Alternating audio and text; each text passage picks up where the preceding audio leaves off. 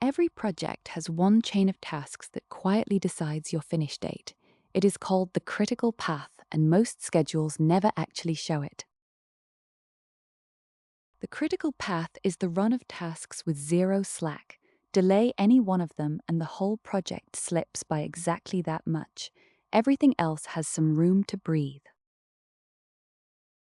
Here is a real construction schedule in Wisegrid. The same rows you would keep in a spreadsheet with phases on top and tasks nested underneath.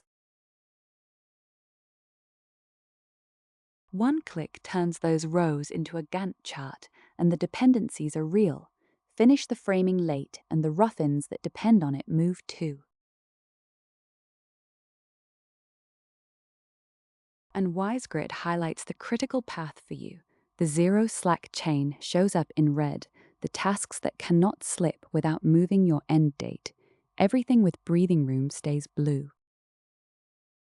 Turn on Auto-reschedule, and the moment any task on that red chain slips, every downstream date shifts with it. That cascade is exactly what a flat spreadsheet hides from you.